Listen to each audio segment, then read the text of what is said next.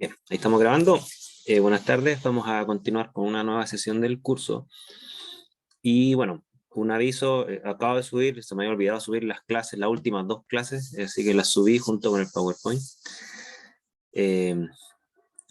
Así que perdón, se me había olvidado todo eso. Alguno de ustedes me lo recordó, así que lo hice ahora justo antes de clase. Y les recuerdo dónde estábamos. Estamos viendo dentro del contexto de la cromatografía, la teoría del plato teórico equivalente. Habíamos trabajado la expresión de Burnell, que es la que está acá. Esta expresión de Burnell, que les recuerdo, es una expresión aproximada.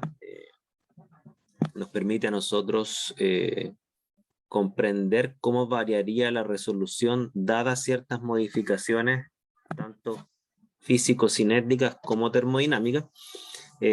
Lo que sí, esta expresión hay que conectarla con algunos conocimientos que vamos a ir adquiriendo en las siguientes clases, ¿ya? Por ahora aquí uno puede tener una discusión más abstracta de cómo mejorar la resolución, después hay que irlo viendo caso a caso. Y esta expresión de Burnell, que repito es aproximada, tiene tres componentes. La componente que tiene relación con el número de platos teóricos equivalentes, que es esta, que se le llama en los libros eficacia, la cual nos dice que mientras más platos teóricos tenga una columna, asumiendo los otros parámetros constantes, se podría mejorar la resolución en una proporción directamente proporcional a la raíz de los platos, ¿ok? La segunda componente que tiene, que los voy a marcar aquí con otro color, que sería la componente termodinámica, tiene dos partes. La primera parte es la selectividad, que me da la relación relativa de afinidades, porque recordemos que la selectividad es la relación de coeficientes de distribución. Por lo tanto, mientras la proporción de coeficientes de distribución sea más alta, necesariamente voy a tener mayor resolución. Quizá esto no lo ven tan obvio porque el término alfa está tanto en el numerador como en el denominador del término selectividad. Sin embargo, si ustedes hacen la relación matemática, se van a dar cuenta que igual, a pesar que el alfa esté en el numerador y en el denominador, mayor alfa les va a dar un mayor valor en ese término. Por lo tanto, la resolución va a subir. Por ejemplo, si el alfa fuese 2, le daría un medio, ese término, alfa menos 1 partido por alfa. Y si el alfa fuese 3, le daría 2/3, 2/3 mayor que un medio. Entonces, el alfa va subiendo, si el alfa va subiendo, la resolución va a ir subiendo. Y el tercer término, que también lo voy a marcar en azul porque es un término que es termodinámico, es el factor de capacidad, que me dice a mí que mientras mayor es el factor de capacidad del segundo analito, de la pareja que coeluye, que es lo mismo que decir, mientras mayor son los tiempos de retención, mayor es la resolución. Recordemos que K es directamente proporcional a D y por lo tanto proporcional al tiempo de retención. ¿Ok? Y ahí tenemos más o menos un panorama general. Y hasta ahí habíamos quedado la última clase. No sé si hay alguna duda, consulta hasta acá, antes de avanzar. Dudas, consultas.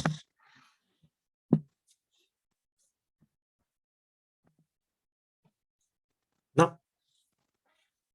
Bien. No, profe. Ok. ¿Se escucha bien, no es cierto? Porque tuve problemas de audio en la última clase. Sí, profe, se escucha bien.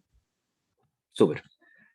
Ya, entonces esta expresión de Burnell la vamos a tener siempre en la mente para explicar la cromatografía y hacer algunas predicciones.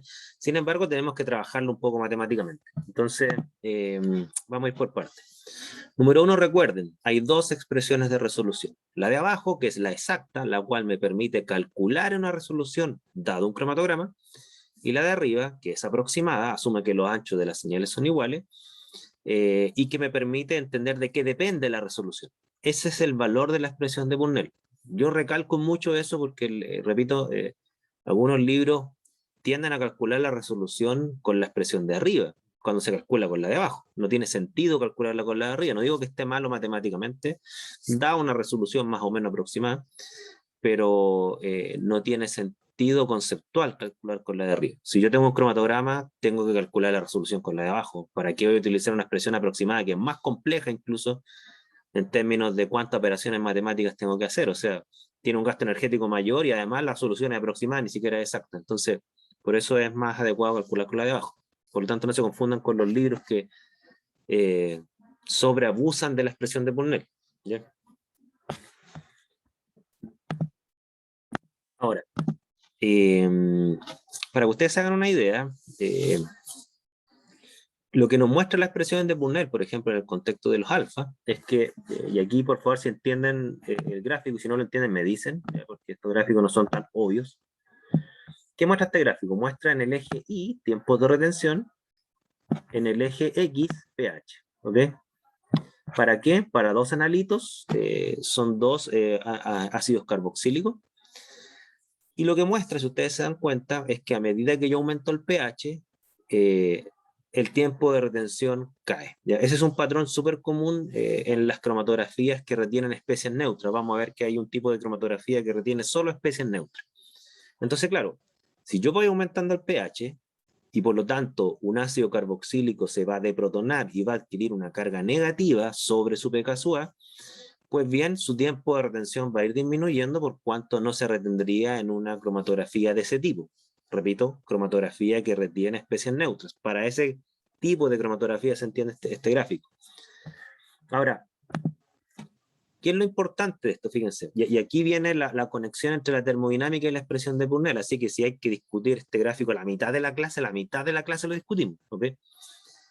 Muestra que si yo calcular el alfa de los mismos analitos del gráfico de arriba, lo calcular ahora el alfa en función del pH, que sería el gráfico de abajo, fíjense, alfa, entendamos alfa la selectividad, por favor, no confundamos con el alfa de equilibrio competitivo.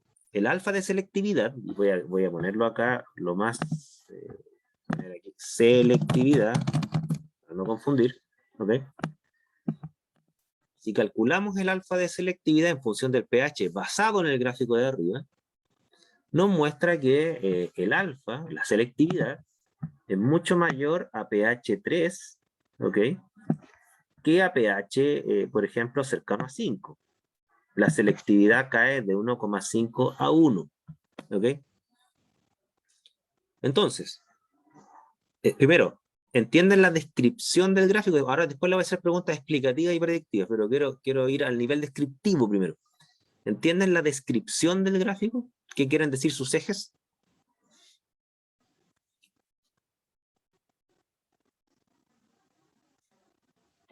Vamos a hacer así, descripción, Sí, creo análisis. que sí. ¿Ya? ¿Crees que sí? Súper importante. Si hay algo que lo ven medio difuso, me dicen, ¿ya? Porque necesito tener una claridad absoluta de qué quiere decir este gráfico para ver cómo se conecta con la resolución, que eso no aparece aquí. Ese ejercicio vamos a tener que hacerlo nosotros, ¿ya? Profe, ¿Sí? el de abajo que representaba, disculpe. El de abajo representa, si yo tomara los tiempos de retención de los analitos de arriba, ¿ok? Los cuales, si tú te fijas, caen a mayor pH, y calculara la selectividad, recordemos qué es la selectividad. Lo voy a escribir acá. De hecho, a ver, demos un segundo. Mira, voy a traer la expresión de selectividad para acá, ya para que todos lo tengamos en la mente. Y ahí quizás eso va a ser más adecuado. Deme un segundo. Voy a buscar la expresión de selectividad y la voy a pegar aquí. ¿Ya?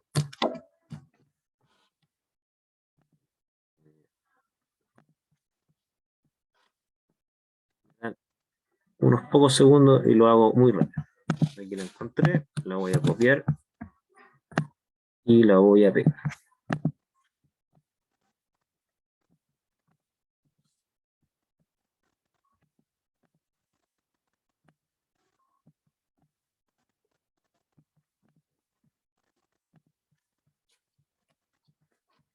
Ya, la voy a volver a proyectar.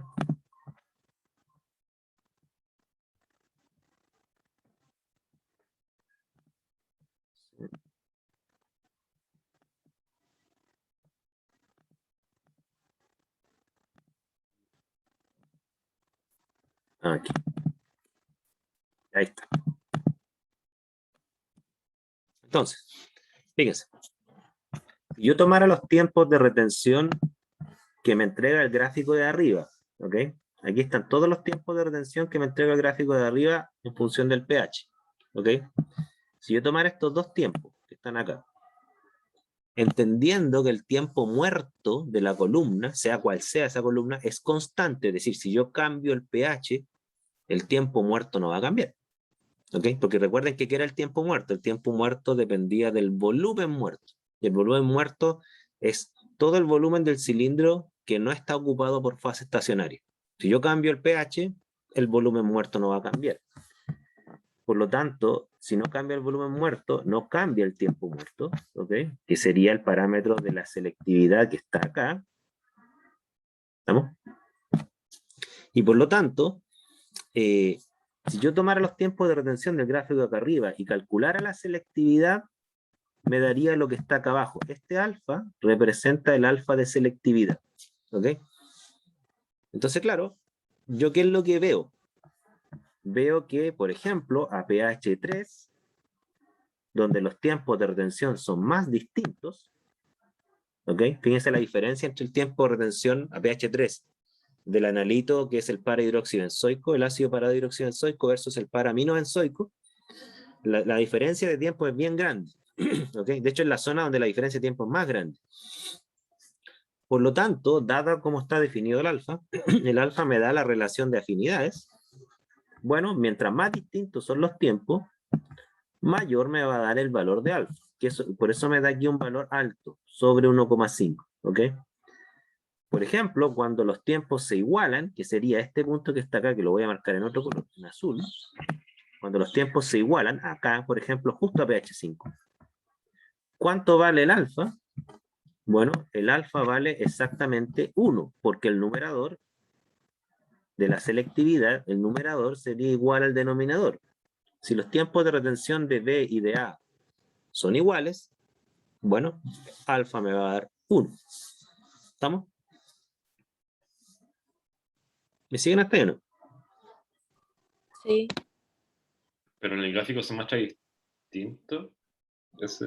Cuando el alfa da una. No, cuando el alfa da 1, que saca justo acá. Ah, claro, está un poco corrido. Sí, lo que pasa es que, claro, yo no tengo el zoom acá para ver dónde exactamente se intercepta esto. Yo veo que se intercepta cercano a 5, ¿ya? Pero entiendo lo que dices tú, aquí como que sea un poco corrido, como que debe estar más acá. No sé si a eso apunta. Sí, ¿Ya? eso era. Claro, si le hiciéramos un zoom, quizás veríamos exactamente el pH donde se intercepta. Ya, ahí yo lo veo al ojo a 5. ¿Ya? Y claro, después cuando superamos 5, los tiempos se vuelven a separar un poco, ¿eh? Y el alfa vuelve a subir un poco. O sea, se fijan que el gráfico de abajo es coherente con lo de arriba, independiente de ese intercepto que estaba mencionando su compañero, que pareciera que dice estar un poquito más corrido a la derecha, así que yo comparto eso. ¿Sí? Sí. Si entienden este gráfico, le voy a hacer dos preguntas. Miren. ¿Por qué caen los tiempos de forma distinta?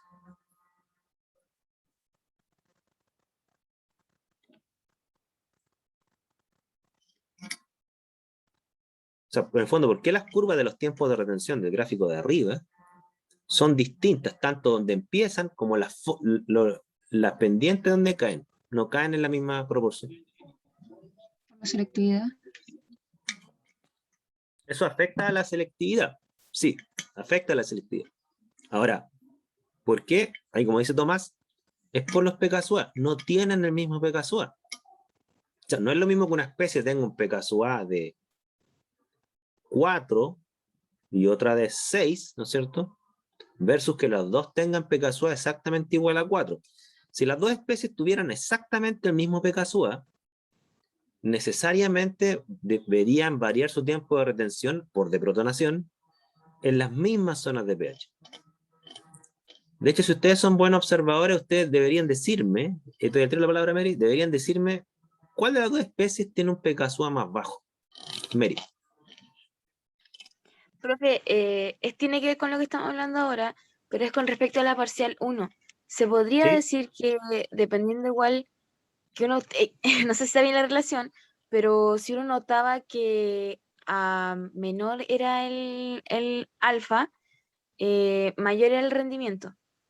Por lo tanto, como en el caso del ácido que usted nos pasó en la parcial, mientras menor era el alfa que nos daba en la tabla, más iba aumentando el rendimiento de la especie, que ya es de la extracción. Sí, sí, ¿Está sí, bien decir eso? exactamente. Lo que sí hay que recordar que el alfa de la parcial 1 era el alfa ácido base, que no es este alfa. Ya, lamentablemente hay una coincidencia de caracteres. Este alfa se llama selectividad. El otro alfa Ya. es el alfa de equilibrio competitivo. Tú tienes razón, o sea, el alfa de la parcial 1 decía que mientras menor el alfa, o sea, cuando se hace 1, ¿no es cierto? Tú tienes un D más alto y un rendimiento de extracción más alto. Ahora, incluso tomando el caso de la parcial 1, y tomemos el caso de la parcial 1, fíjense. Cuando ustedes tenían un ácido débil, ¿no es cierto? Y ustedes querían ver a partir de qué zona el ácido bajaba su rendimiento, ¿cuál era esa zona? Que es decir, cuando el alfa deja de ser 1 en base a lo que dice May.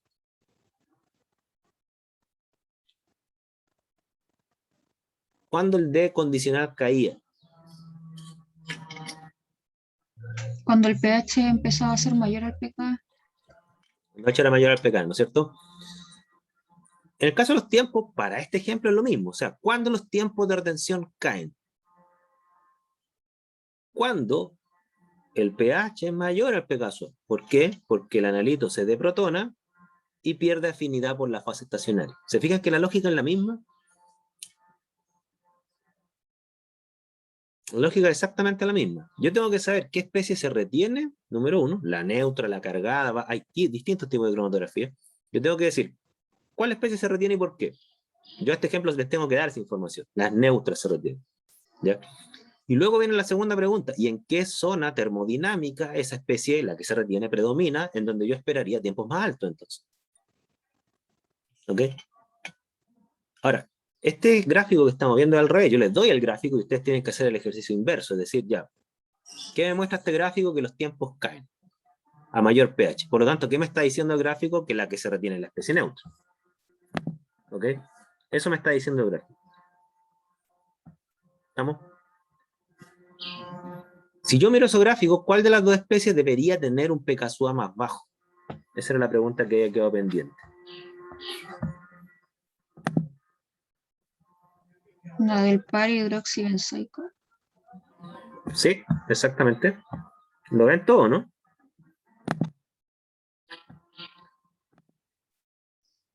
¿Cuál es el que tiene el pKa más bajo? Como decía su compañera, es la especie de real, el para-hidroxibenzoico. ¿Por qué? Porque su tiempo de retención empieza a caer ya desde aquí, más o menos. ¿Ok? En cambio, el tiempo de retención del para-aminobenzoico recién empieza a caer casi por acá. O sea, se mantiene muy constante en casi toda esta zona. ¿Ok? Y ahí recién, entre pH 4 y 4,5, por ahí empieza recién la pendiente negativa a verse de forma clara. Entonces, claramente el para-hidroxibenzoico es el ácido que tiene el pKa más bajo. ¿Estamos? Esa es una pregunta que quería abordar. No sé si hay claridad, porque ahora vamos a pasar a la segunda, que es la conexión con la resolución. Profe, ¿Sí? pero aquí estamos tomando en cuenta solo ácidos, pero si fuera el caso de bases, ¿cómo tendríamos que verlo? Claro, ahí hay que verlo. Si es que fuese la misma cromatografía, los gráficos deberían ser al revés. Es decir, tú deberías partir con un tiempo de retención muy bajo. ¿Por qué? Porque las bases a pH ácido son cationes, ¿ok? Y esto debería, una vez superado el pKa, debería empezar a subir su tiempo, ¿no es cierto? Hasta un valor más o menos constante. Debería ser más o menos al revés, así como lo traté de dibujar ahí. ¿Ya? O sea, yo, así como ustedes eran capaces de proyectar cómo era la curva de un coeficiente de distribución condicional en función del pH para la parcial 1, de hecho hicimos ese ejercicio de cómo sería la curva cualitativamente, hay que hacer ese mismo ejercicio con los tiempos. Es exactamente el mismo ejercicio. ¿Ok? ¿Cómo variarían los tiempos en función del pH? Eso ustedes deben ser capaces de hacer ese ejercicio de forma cualitativa, de forma mental, dibujar eso. ¿Ok? Luego uno puede empezar después, teniendo claro más o menos cómo deberían cambiar los tiempos, que aquí yo hice el ejercicio inverso, le doy los tiempos y ustedes entiendan la lógica, ¿no es cierto? Una vez que uno entiende esa lógica, ahora viene la pregunta, ¿y dónde yo esperaría mejor resolución? No sé si me explico.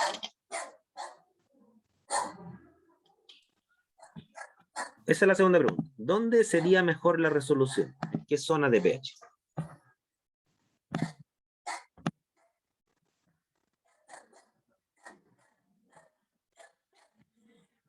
pH más bajo.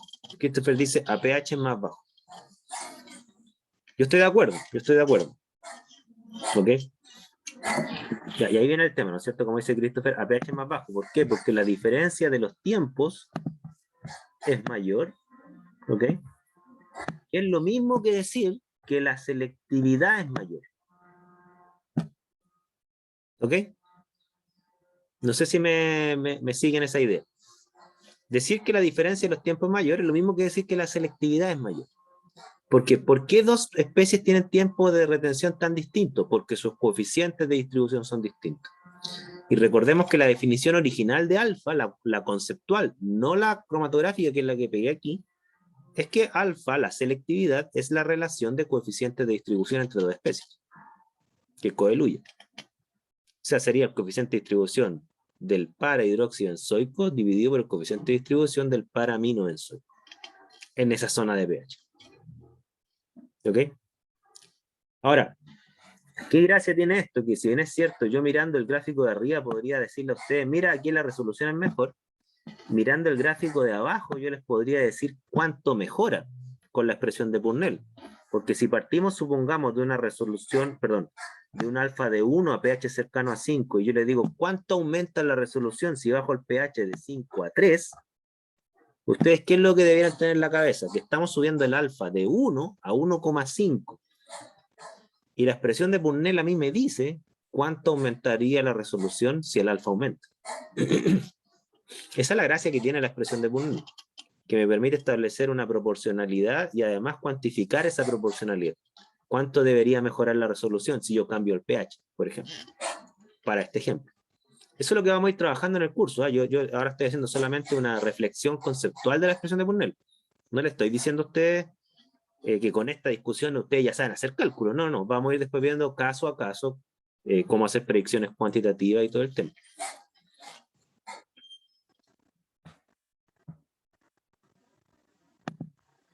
Por favor, dudas, consultas. Profe, disculpe, es que aún tengo como esa confusión con los dos alfa. Entonces, en el segundo gráfico, si se corre la gráfica en el pH a pH 4, debería aumentar el alfa, por lo que hay mayor resolución. Ya, pero depende de qué alfa estemos hablando, ¿ya? Voy a anotar aquí para que quede bien claro. En el alfa de selectividad. Una cosa es el alfa de selectividad, ¿no es cierto? Que es el que está acá abajo. Esa es la definición matemática y recordemos que, voy a escribirla de nuevo, pero, a ver, déjame un segundo, miren. Voy a buscar la otra expresión de alfa, también cromatográfico, ¿ok? Le vamos a llamar alfa cromatográfico, pero voy a buscar la expresión original, me déme un segundo. Y es importante que este quede lo más claro posible. Déme un segundo, acá.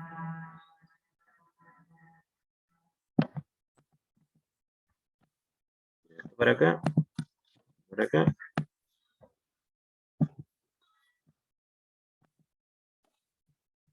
Ya. Ambos alfas que están ahí son los alfas cromatográficos, es lo que se llama selectividad. ¿Ok? Repito, alfa cromatográfico o selectividad. El alfa cromatográfico o selectividad, recordemos que es la relación de coeficiente de distribución de dos especies. ¿Ok? Ese es el alfa cromatográfico. ¿Cuáles de dos especies? Para este ejemplo, estas dos especies que están acá, estas dos ácidos carboxílicos. ¿Ok? Entonces, ¿qué es lo que estamos diciendo acá? Que el alfa cromatográfico, la selectividad, aumenta a pHs más ácidos. Por ejemplo, a pH 3, el alfa de cromatográfico vale 1,5. ¿Ok? A pH 5, el alfa cromatográfico vale aproximadamente 1. ¿Estamos? Distinto es el alfa ácido base. ¿Ya? El alfa ácido base, recordemos que para este ejemplo, le voy a llamar aquí, el alfa, ¿cómo le llamo aquí? El alfa protón, por así decirlo, y entendamos como el alfa protón, el alfa ácido base. Esa es la expresión matemática que uno toma haciendo el balance de masa. Para este ejemplo sería de 1 más K sub A dividido por protón, ¿ya? Ese sería el alfa de equilibrio, ¿ok? Que no es el alfa cromatográfico. Claro, y ahí tú tienes razón de que si yo voy aumentando el pH, si yo por ejemplo voy de pH, voy a marcar acá, si yo voy de pH 3 a pH 4, no, o a pH 5, no sé por acá, ¿no es cierto? Incluso mayor, ¿qué es lo que está pasando acá? ¿Por qué baja el tiempo? Baja el tiempo, ¿por qué? Porque el alfa ácido base de ambas especies va aumentando. ¿Ok? Cuando el pH es menor al pK sub A, los alfas ácido base valen 1. Eso hace que los tiempos sean altos, que los coeficientes de distribución condicionales alcancen el máximo valor. Si no me siguen este discurso, recordemos que hay una expresión cromatográfica que se llama así. El volumen de retención es el volumen muerto más la masa de fase estacionaria por el coeficiente de distribución condicional. ¿Cuándo yo alcanzo el más alto tiempo de retención? Fíjense. Fíjense la pregunta que le estoy haciendo.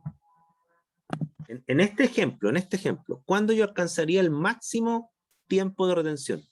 ¿Qué tiene que pasar de un punto de vista ácido-base?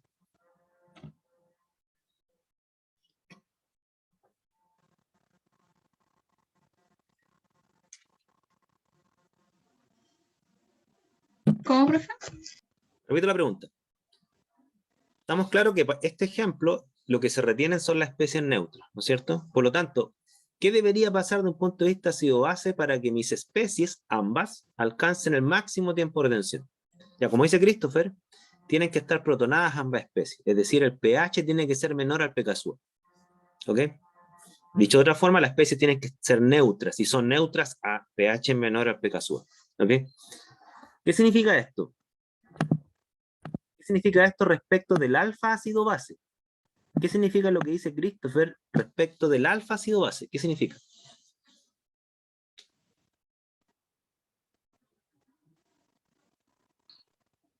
Que es muy alto.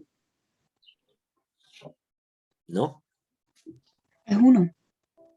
Cuando las especies están protonadas, y dado que la especie protonada es la que se retiene, el alfa vale 1.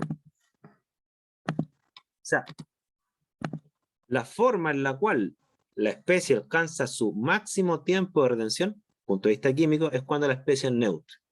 Punto de vista matemático, cuando su alfa ácido base, no el cromatográfico, vale 1. ¿Ok?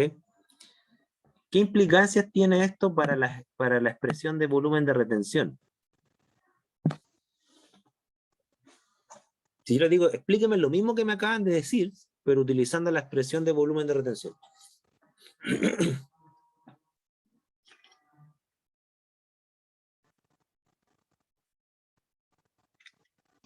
El volumen de retención va a ser mayor cuando el pH va, o sea, si el pH sea menor al pK.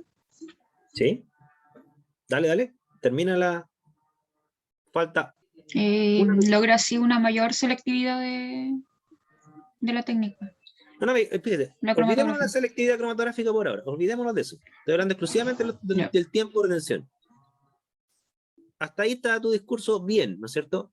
Pero falta una parte, lo que ustedes están diciendo, bueno, el volumen de retención va a ser mayor cuando el pH sea menor al pK sub. Pero explíquenlo utilizando todos los conceptos de esa expresión. ¿Qué significa que el pH sea menor al pK sub A para esa expresión? Dice que el volumen de retención es mayor, pero ¿por qué? Utilizando esa expresión. ¿Se refiere a utilizar el tiempo muerto? Tiempo muerto, volumen muerto, la masa y el D. Porque en el fondo lo que no me han utilizado ustedes es el coeficiente de distribución condicional en esa respuesta. Ese concepto es el que echo de menos.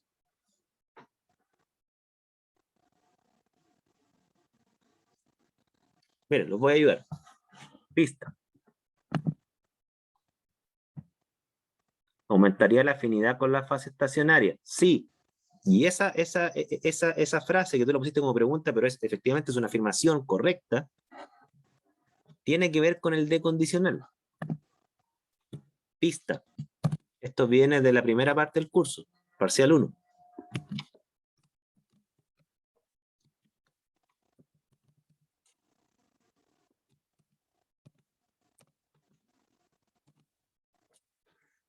Esa es la pista.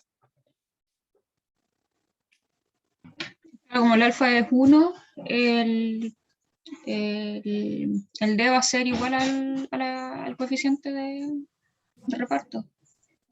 Exacto. ¿Se fijan? Entonces, repito, si es que no lo vieron, ¿no es cierto? Yo a menor pH tengo las especies protonadas. Alcanzan la máxima afinidad con la fase estacionaria. Esa es una respuesta termodinámica. Matemáticamente, ¿qué quiere decir? Que tengo un alfa ácido base igual a 1. ¿Ok? Lo cual implica que si mi alfa ácido base es igual a 1, mi coeficiente de distribución condicional alcanza su máximo valor, que es cuando D es igual a KD. Y por eso alcanza su máximo volumen de retención. Porque volumen muerto y masa es constante. Por lo tanto, ¿cuál es el máximo volumen de retención? Y por lo tanto, ¿cuál es el máximo tiempo de retención que puede tener un analito? Es cuando D es igual a KD. ¿Okay? Por eso alcanzan un valor que se vuelve constante acá, ¿se fijan? Sí, estos gráficos son exactamente iguales a los gráficos de D condicional en función del pH. Son exactamente iguales. ¿Estamos? Yo con eso explico cómo varía el tiempo de retención y además debiera tener en la mente qué mejora o empeora. ¿Mejora la resolución en las pH ácidas o empeora? Estamos viendo que mejora y alguno de ustedes lo dijo. Pero si fijan en el entramado conceptual que tenemos que hacer un entramado conceptual que una pH con equilibrio ácido-base, que un equilibrio ácido-base con D condicional, que una D condicional con volumen y tiempo de retención y que una, además, tiempo de retención con selectividad y resolución. Fíjense el entramado conceptual que es bien largo, pero tenemos que madurarlo. Lo vamos a madurar haciendo cálculo, ejercicio, todo lo que ustedes quieran. ¿Ya?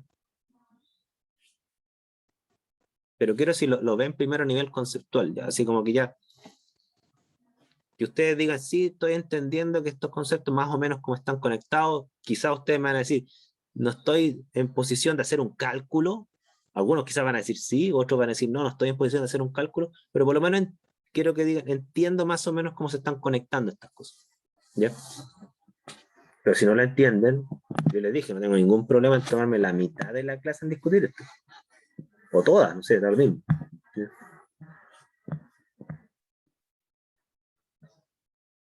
Por favor, dudas, consultas, comentarios.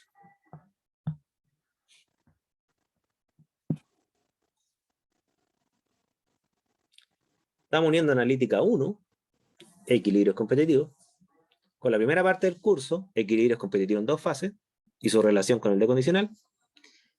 Y ahora, D condicional, fíjense, con cifras cromatográficas.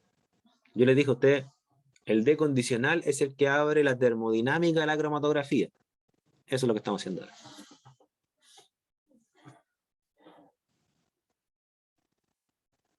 Procesen, eso, procesen.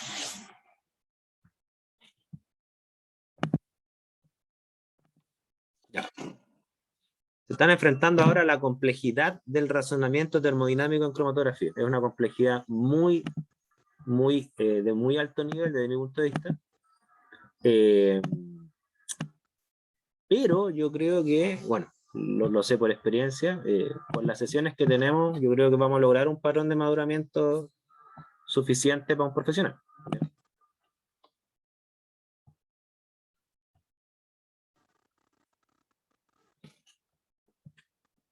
Fíjense, le hago una pequeña recapitulación.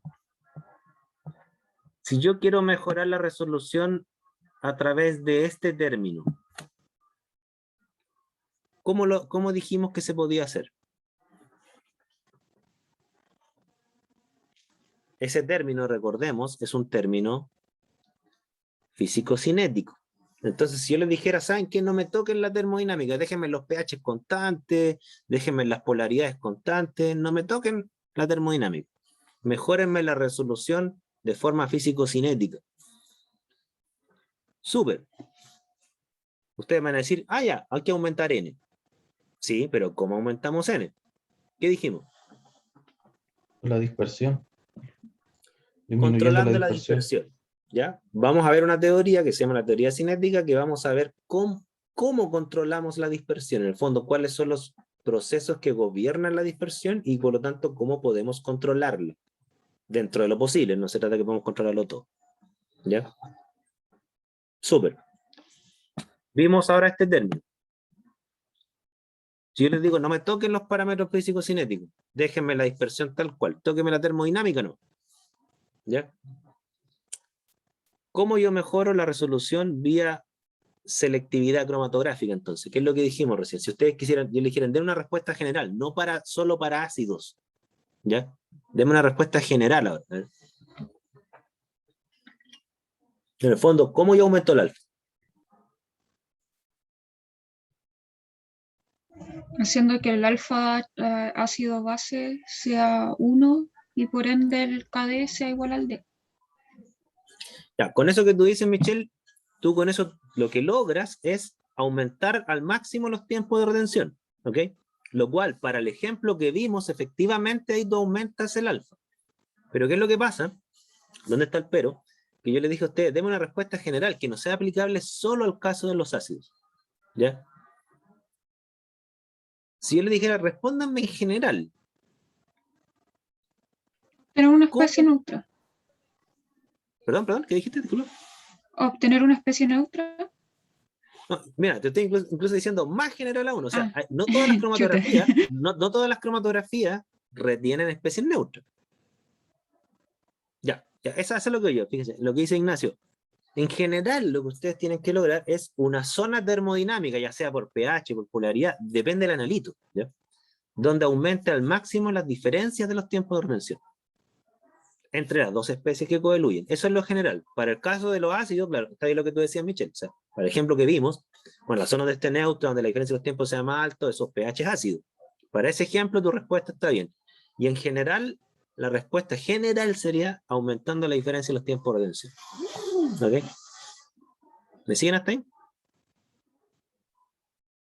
Como alguno de ustedes dijo, ¿y qué pasa si tengo una base? Bueno, ustedes ¿qué tendrían que tratar de proyectar? Y aquí viene la dificultad, y cada quien lo hace psicológicamente como mejor se le dé. Tratar de proyectar, conociendo la termodinámica de bases y de ácidos, pongamos, una zona donde uno esperaría una mayor diferencia de tiempo de retención. Eso. ¿Ok? Ahora, hay cromatografías que retienen aniones, hay cromatografías que retienen cationes, hay cromatografías que retienen a especies pequeñas y no retienen a especies grandes. Hay muchos tipos de cromatografía. Vamos a ir viendo varios tipos de cromatografía. Pero el razonamiento general es el mismo. O sea, si yo quiero mejorar la resolución, tengo que aumentar la diferencia de los tiempos. ¿Ok? Viéndolo desde un punto de vista de la selectividad cromatográfica. ¿Estamos?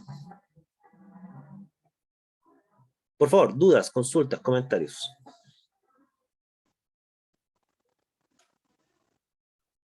Porque nos queda el tercer término en la expresión de Burnell. Hemos visto solo dos.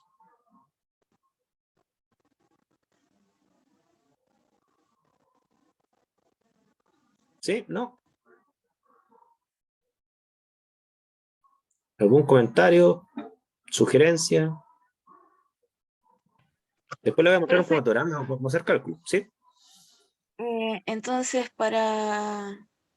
es que me perdí un poco en el tema del alfa.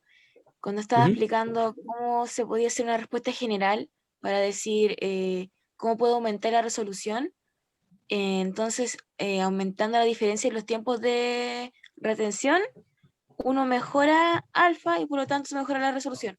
Exactamente. ¿Eso? Ah, Eso. ya, eso lo entendí. Eso. Ya, gracias. Incluso yo podría irme más al inicio y decir, y para aumentar la diferencia de los tiempos de retención, ¿qué tengo que hacer? Una zona donde los coeficientes de distribución de las dos especies, las que están coaluyendo, sean lo más distinto posible. es decir, lo mismo, ¿ya? O sea, ojalá que tenga un coeficiente de distribución muy alto y uno muy bajo. ¿En qué zona yo lograría eso? Ahí tienen la mayor zona de selectividad. ¿Ok? Desde mi punto de vista, a pesar que esta cuestión yo la he hecho en congresos de analítica, cada vez que hay discusiones en los congresos de analítica, hay analíticos que les gusta la tecnología, entonces dicen, aquí está la mejor forma de lograr una resolución, y muestran una columna con un n monstruoso. ¿Ok? Y claro, pero esas columnas valen un dinero monstruoso también, ¿ok? Entonces, ahí viene la discusión que yo siempre les digo, mira, ¿sabes qué? Yo creo que la mejor forma de aumentar la resolución, la más económica y rápida, siempre que se pueda, ¿no es cierto?, es aumentar la selectividad. No necesitas cambiar la columna, y necesitas saber termodinámica. Ahora, no siempre hay zonas de gran selectividad, y también hay que ser claro con eso, ¿ya?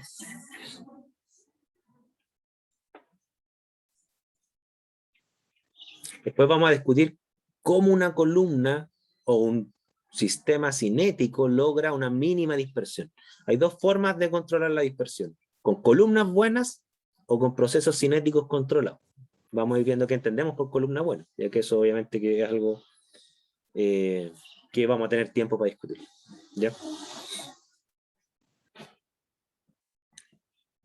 Miren, el tercer término de la expresión de Purnell es esta, que se llama la capacidad o retención. Y ahí, como aparece en el término, lo que aparece en la expresión de Purnell es el factor de capacidad de la segunda especie. O sea, si yo tengo dos especies que coeluyen, ¿ok?, me estoy refiriendo a la segunda, la que tiene el tiempo de retención mayor. ¿Qué nos muestra ese término? Nos muestra que mientras mayor es el factor de capacidad de esta segunda especie, mejor es la resolución. ¿Ok? ¿Me siguen hasta ahí? Y recordemos que el factor de capacidad es proporcional al coeficiente de distribución, es decir, mayor factor de capacidad, mayor coeficiente de distribución, bueno, en realidad al revés, mayor coeficiente de distribución, mayor factor de capacidad. Por lo tanto, si yo trabajo en condiciones de máxima capacidad, o sea, con un factor de capacidad lo más alto posible, la resolución va a subir. De hecho, si yo hiciera un gráfico de cómo variaría la resolución si es que yo solo variara el factor de capacidad, lo cual es imposible en la realidad, porque si varío el factor de capacidad de una especie me va a afectar la selectividad también. Ya, pero supongamos que existiera una condición donde yo mantengo la selectividad igual, la eficacia igual, o sea, n igual, y yo altero solamente el factor de capacidad de la segunda especie. Bueno, lo que se daría sería este gráfico que está ahí. Ah, perdón, me equivoqué. Ahí. Son dos gráficos. El gráfico de la izquierda muestra cómo altero yo el término completo del factor de capacidad, que sería la división, k partido por 1 más k, ese estaría en el eje Y, ¿ok?, en función del aumento de k, solamente k. O sea, a mayor k, el factor k partido por 1 más k va a tender a ser mayor. Por ejemplo, si k, como les dije, si k vale 1, el factor completo vale 1/2. Si k vale 2, el factor completo vale 2/3, y así sucesivamente se va aproximando a 1. O sea, nunca llega a 1, ¿no es cierto? Pero se tiende a 1, ¿ok? No sé si entienden el gráfico de la izquierda, porque con el gráfico de la izquierda yo debiera entender el gráfico de la derecha. ¿Entienden el gráfico de la izquierda o no? O sea, este término que está encerrado en rojo nunca llega a 1, pero tiende a 1, mientras mayor es el k. ¿Estamos? 1/2, 2/3, 3/4, 4/5, 5/6, va a tender cada vez más a 1. ¿Entienden el gráfico de la izquierda? ¿Sí o no? Sí. ¿Okay? Si entienden el gráfico de la izquierda, entonces, ¿qué muestra el gráfico de la derecha? Es, bueno, entonces, si este término tiende a 1, quiere decir que si yo voy aumentando el factor k, que valga 1, 2, 3, 4, estoy viendo que mientras más alto ese término va a tender a 1, va a ir subiendo, pero con un límite, ¿no es cierto? la resolución va a ir subiendo. Porque si este término va creciendo cada vez más hacia 1, bueno, la resolución va a ir subiendo. Que sería este gráfico que está acá. ¿Ok? Ah, perdón. Me falló el pulso. Sería este gráfico que está acá. ¿Ok? Va subiendo, subiendo, subiendo hasta que se mantiene constante. Constante en el sentido que va a tender a 1. O sea, ¿qué es lo que muestra este gráfico? Que ustedes pueden mejorar la resolución mejorando K, sí, pero en realidad la resolución aumenta mucho solamente hasta que K vale 5 más o menos. Es el estándar cromatográfico. Tener un factor de capacidad de un analito mayor a 5, sigo mejorando la resolución, pero muy poco. ¿Ok? Y normalmente en química analítica se dice que ya un factor de capacidad sobre 5 es aumentar la resolución a costa de aumentar el tiempo de retención de la especie. Un cromatograma más largo. En el fondo, ahí ya no tiende a valer la pena esto. ¿Okay? Los cromatogramas muy largos son una pérdida de tiempo y de plata, literalmente.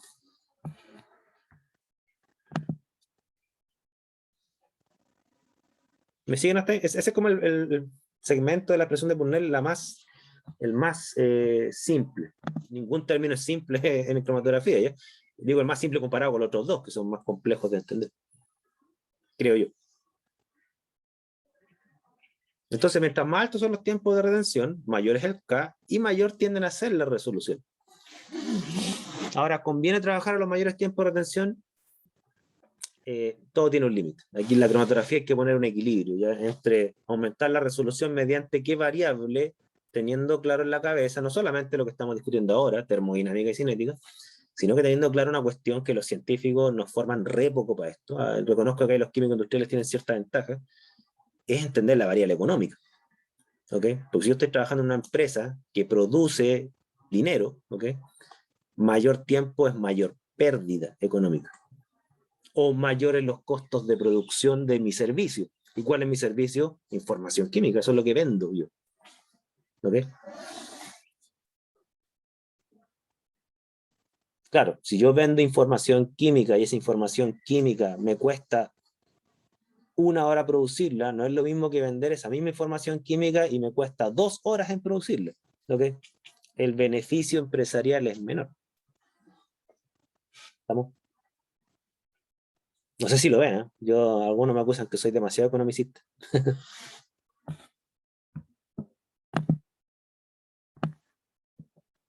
Por favor, dudas, consultas, comentarios.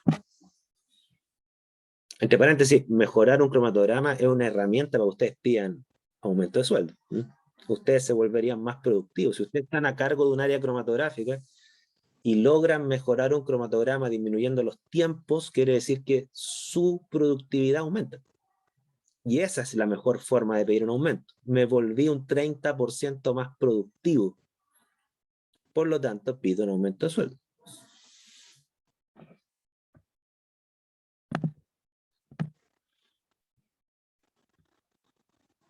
Ok, ¿dudas, consultas, comentarios?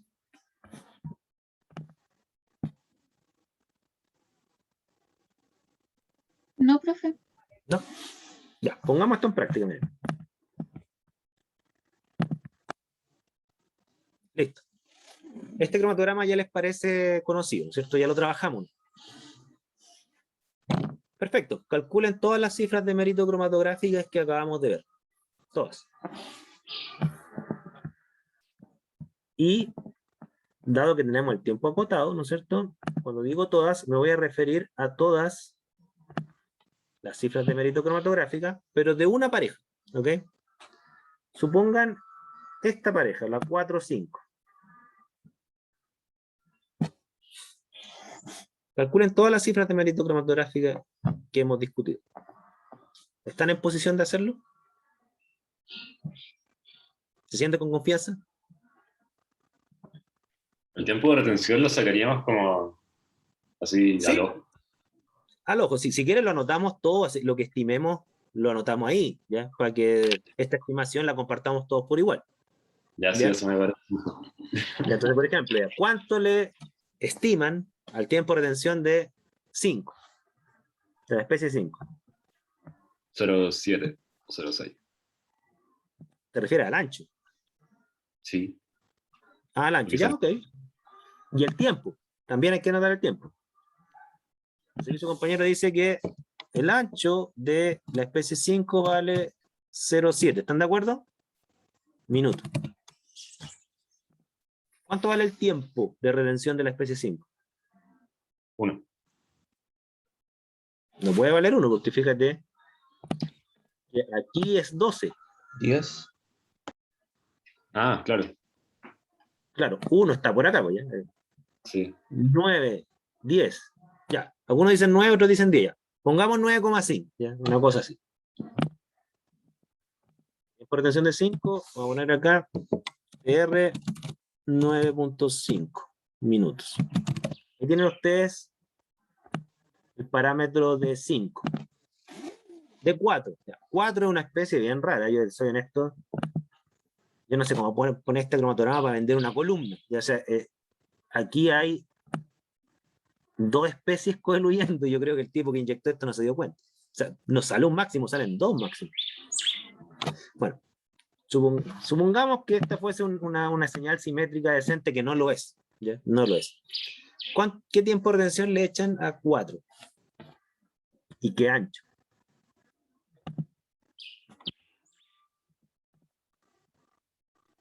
Como 7 ¿Siete? Como de 8, sí, 7, 8 minutos. 7,5, ya que todos queden felices, ¿cierto? No, Tiempo de como retención, 7,5. ¿Y el ancho? ¿Quién dijo, 1,2. ¿alguien dijo ancho? 0,2 de ancho. No, 1,2. 1,2. Claro, se ve más ancho que la... Ah, sí, se ve un poco más ancho que la señal 5, ya, pero le voy a hacer 1,2. No. Déjeme borrar acá para que se salga este círculo pesado. Voy a ponerlo acá.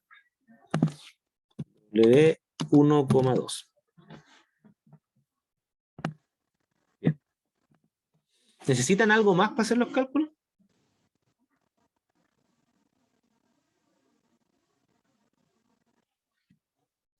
Creo que Le eso hago la basta. lista. ¿Perdón?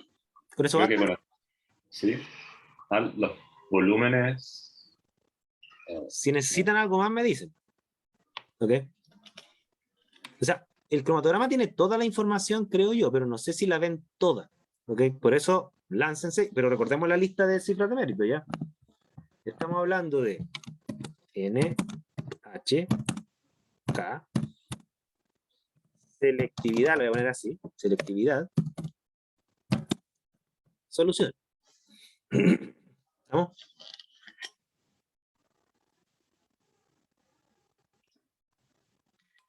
Dele. Esto que estamos haciendo, los software cromatográficos hoy en día lo dan todo. Uno hace doble clic en el pico cromatográfico y le entrega una tablita que dice todo. Su N es tanto, su H es tanto, su K es tanto, su selectividad es tanto, su resolución es tanto. Fin de la discusión. Y los software cromatográficos, bueno, incluso les dicen ayuda. ¿Qué expresiones matemáticas se ocuparon para calcular esto? Y le abro una ventana y dice, se ocuparon estas expresiones matemáticas para que lo tenga presente. ¿Ya? Pero necesitamos hacer un ejercicio educativo, así que háganlo a mano. Disculpen lo antiguado que soy, pero háganlo a mano, porque después vamos a discutir esto.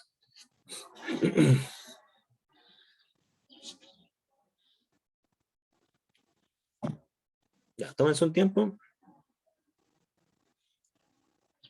A las 13:20 me dicen cómo les fue. ¿Ya?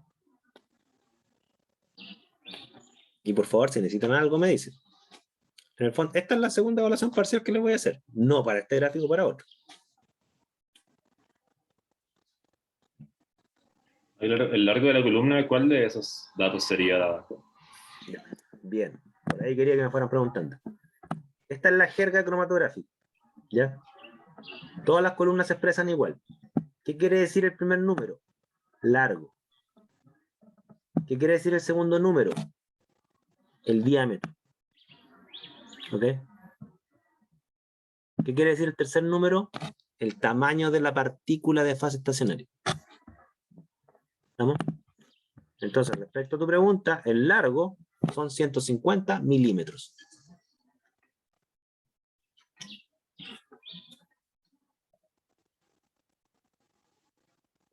Hay otra pregunta que todavía no me hacen, que me extraña, pero denle nomás. Voy a esperar a quién es el primero que hace la pregunta que falta. Denle.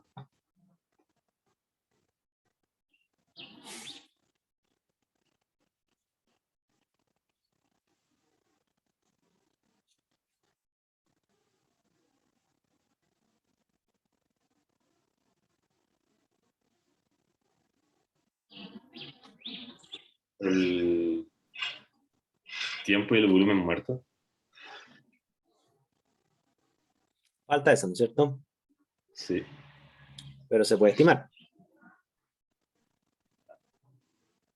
Para lo cual tenemos que ponernos de acuerdo en algo. Claro, el tiempo muerto puede ser como lo que está entre 0 y el primer pic, o sería... no Sí, sé. claro. O sea, el tiempo muerto o vale el tiempo de retención de la primera especie o menos, eso no lo sabemos. ¿Ya? Claro, Pero ¿cómo podríamos estimarlo? No experimentalmente, porque nosotros no podemos hacer experimentos. Estamos viendo un cromatograma tal cual está.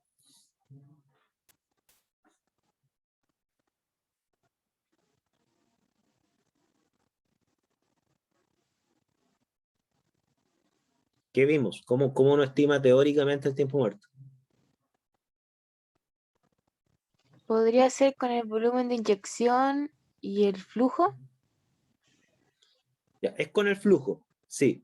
Y es con un volumen, sí, pero no es el volumen de inyección el término correcto. Es otro volumen. Porque miren, el volumen de inyección es este, ya que está aquí. El volumen que 5 utiliza la microlitros. columna. ¿Perdón? El volumen que utiliza la fase estacionaria. O Por la ahí va, columna, por ahí va, no tibia, sabe. tibia. Es el volumen de inyección, que no es igual al volumen que necesitamos para estimar el volumen, al volumen, no le quiero decir. ¿Cuál volumen? Es el volumen de la columna, ¿no? El que calculábamos con la Ya. fórmula de cilindro.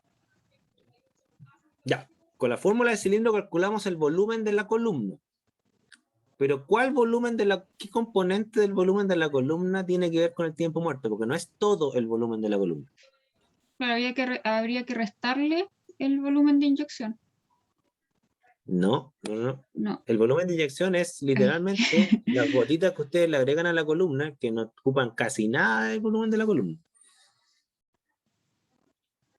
¿El tiempo muerto qué es? Tener una resta.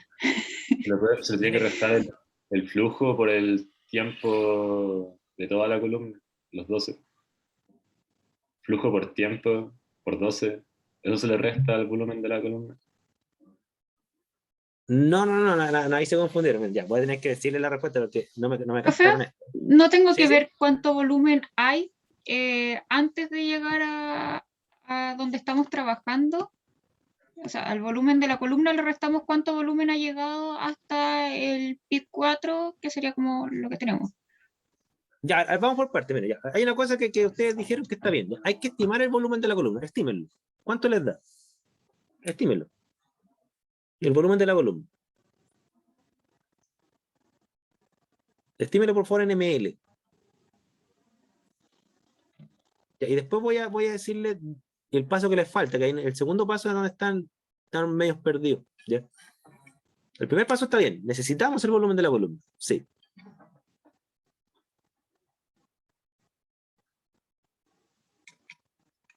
Entonces calculen.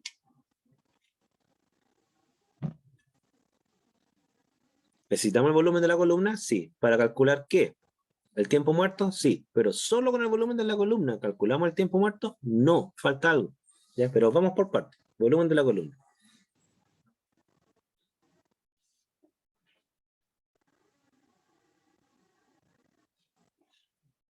¿Cuánto les da?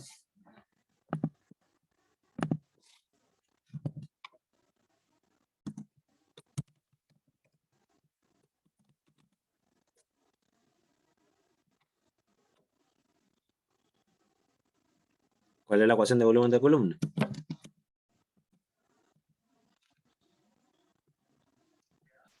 Pi r cuadrado por la altura, ¿o no? Por el largo o altura, exactamente. Entonces, pi, 314, por R.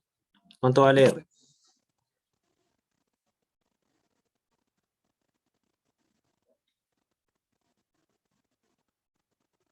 ¿Cuánto vale R? 2,1. No, miento. La mitad de 2,1. La mitad de 2,1, o sea, R por lo tanto es 1,05 milímetros, ¿no es cierto? Claro, milímetros. Hay que pasarlo a centímetros porque yo creo que me dé el resultado ml, ¿ya? Entonces, 1,05 milímetros, ¿cuántos centímetros son?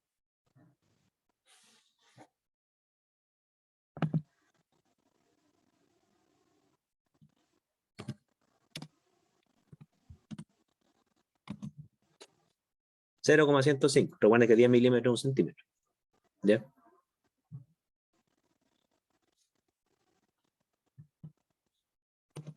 Largo.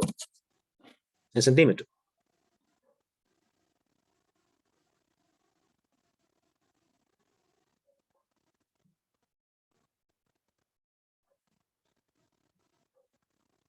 ¿Cuánto es largo en centímetros?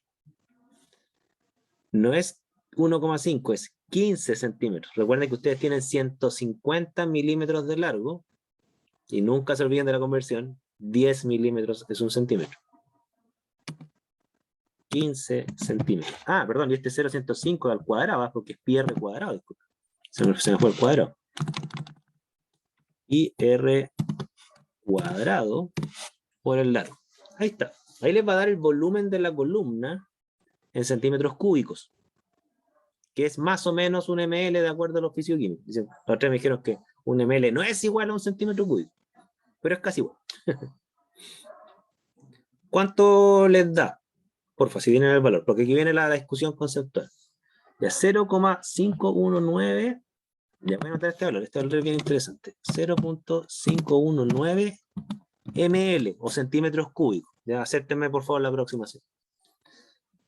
Miren, si la columna estuviera vacía, o sea, si fuese un tubo vacío, ¿ok? Sin fase estacionaria, ¿cuánto tiempo tomaría llenarla? La columna.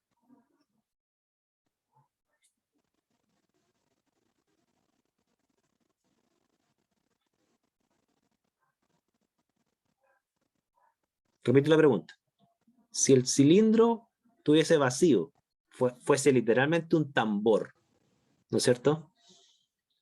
Minuto y medio aproximadamente. Ya, hagan el cálculo. O sea, ustedes tienen los cálculos para hacerlo. ¿Ya? De hecho, voy a buscar mi celular, hacer el cálculo. ¿Cuánto tiempo les tomaría llenarla? Recuerden que el flujo son 0,3 ml minutos. Eso es lo que está entrando de fase móvil en el cilindro. Entonces, si entraran 0,3 ml minutos, ¿no es cierto? Ya, ahí lo calcularon. 1,73 minutos. ¿Ok? Entonces, repito. Ojo con lo que voy a escribir, con lo que escribió Christian ahí. 1,73 minutos sería el tiempo que tomaría en llenar la columna de fase móvil, asumiendo que esta columna no tiene nada adentro. Nada. ¿Ok? Entonces, por eso 1,73 minutos no es el tiempo muerto. ¿Por qué? Porque hay fase estacionaria. El hecho de agregarle fase estacionaria a este cilindro, ¿qué implica respecto a ese tiempo? El tiempo muerto, ¿cómo sería respecto a ese tiempo?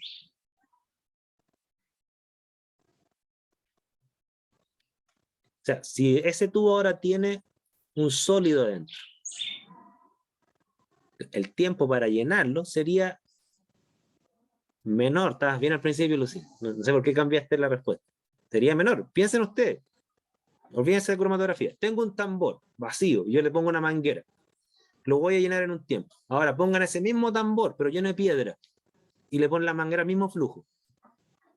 ¿Cuál tambor llenan primero? ¿El de la derecha o de la izquierda? ¿El que está vacío o el que tiene piedra?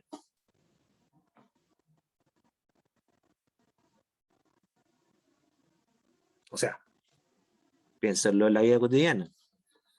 ¿Qué vasos se demoran en llenar más? ¿El que tiene hielo o el que no tiene hielo? El que no tiene hielo, porque el volumen del hielo en este caso haría que a menos tiempo se llene más rápido. Ahí la captaron al tiro. Súper. ¿Se fijan? Entonces, dado que el hielo ocupa volumen, que es lo mismo que fase estacionaria, se va a llenar el vaso más rápido. ¿Y por qué se llena más rápido? Fíjense.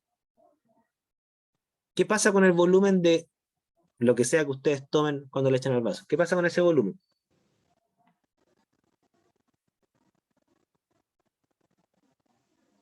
O sea, el hielo ocupa un volumen. Entonces, para llenar el vaso, ¿qué necesitan? Más o menos volumen. De bebida, cerveza, lo que ustedes tomen. Menos, ¿Menos? ¿cierto? Menos. ¿Sí, ¿por qué creen ustedes cuando uno se va a comprar un vaso de lo que sea que uno tome, los vendedores se lo llenan de hielo? Porque le echan así, gastan menos. Pues. Gastan menos. ¿Ya? Les venden bebida o cerveza a precio de agua porque en el fondo lo llenaron de hielo. ¿Ya?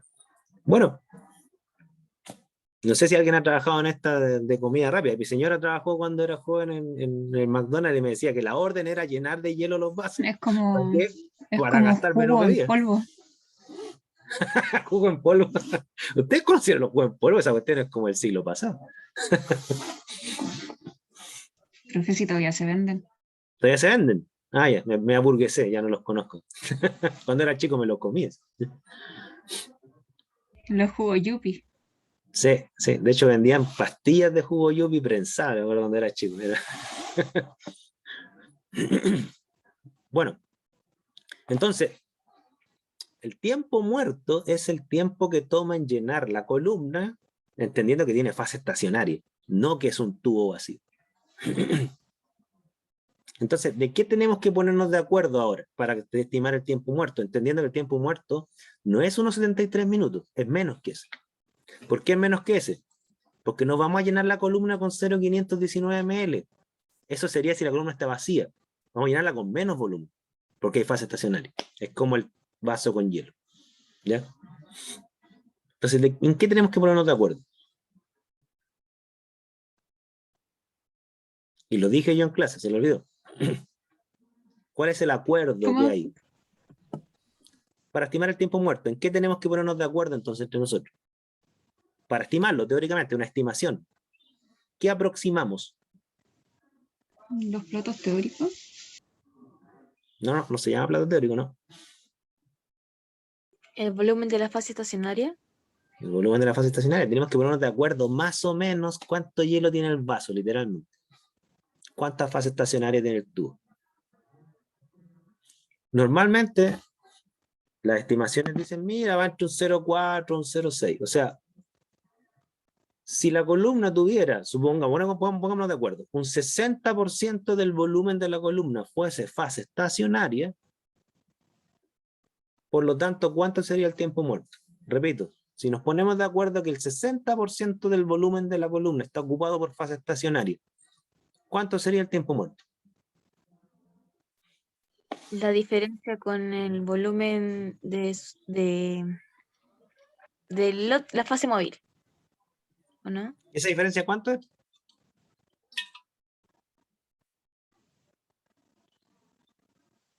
Porque si la columna está 0,3. 60% ocupada de fase estacionaria, el resto está ocupado por fase móvil, cuando una vez que está llena.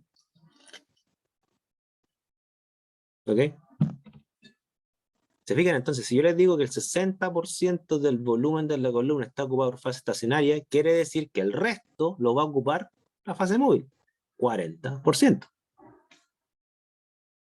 Es decir, de este volumen que está acá, 0,519, el 40% sería fase móvil, literalmente. El resto es fase estacionaria. Entonces, si yo tengo que llenar la columna con un 40% de ese volumen, tengo que llenarla con fase móvil, ¿cuánto es el tiempo muerto? ¿Cuánto es el 40% de 0,519?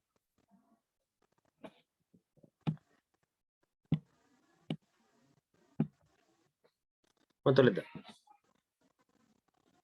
Ya un minuto, terminemos esto por lo menos, ¿ya?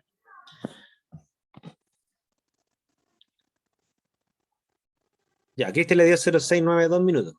Está bien. Ya, lo que sí hay un paso que tengo que escribirlo acá. ¿Cuánto es el 40% de 0,519? Y ahí vamos a llegar al resultado que dice Cristian. 0,519 por 4, ¿cuánto les da?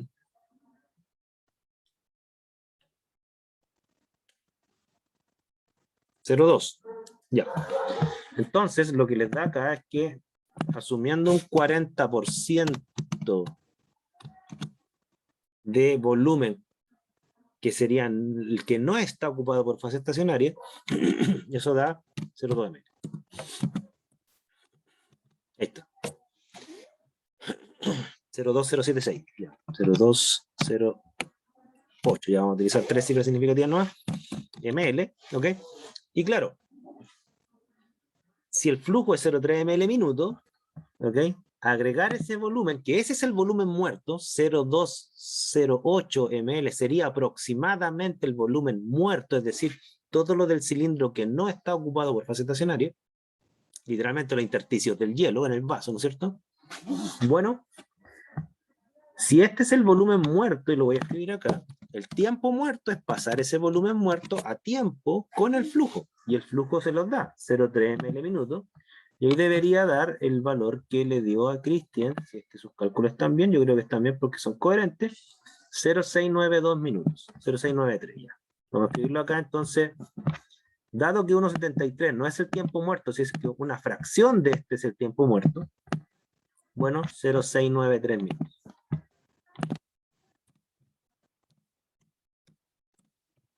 Ahí tienen el tiempo muerto. Ahora pueden calcular la otra cifra. ¿Estamos?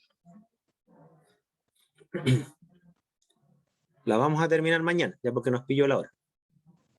¿Estamos? Dudas, consultas, comentarios. Profe, una consulta, entonces sería más conveniente tener un mayor, que diga, si uno piensa en las esferas de la fase estacionaria, deberían ser de mayor, es que por una parte de mayor tamaño hay mayor contacto con el analito, pero si son de menor tamaño es menos porcentaje de fase estacionaria y más de fase móvil. Como, ¿cuál es la que más conviene?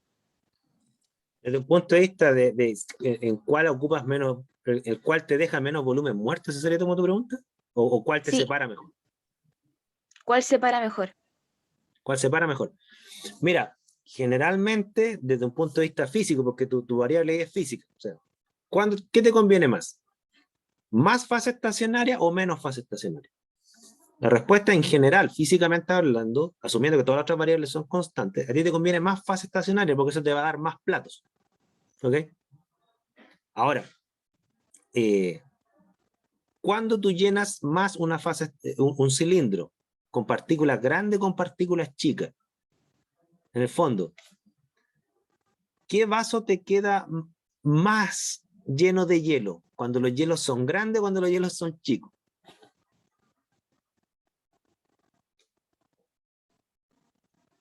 Se cuenta que tú tienes un vaso y le tienes que echar la mayor cantidad de hielo posible. ¿Qué te ¿Chico? conviene? Te conviene que los trozos de hielo sean chicos. Así dejan menos espacio entre ellos, se compactan mejor y te quedan menos intersticios. Cuando los hielos son grandes, a lo mejor vas a tener 3 pedazos de hielo enormes con tremendo intersticio entre medio. ¿Ya? Eso en general. De hecho, por eso las columnas cromatográficas tienen partículas tan chicas, entre otras razones por eso.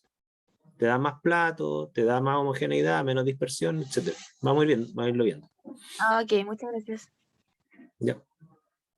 ¿Dudas, consultas, comentarios? Ya. Vamos a terminar esto en la próxima sesión, el jueves, y ahí les voy a dar la parcial, porque quiero hacer el ejercicio completo con ustedes antes de darle la parcial. ¿Ya? Estamos en contacto. Cuídense y que estén bien. Quedamos hasta luego. Chao, profe, gracias. Chao. Saludos. Chao, profe, gracias. Chao, chao.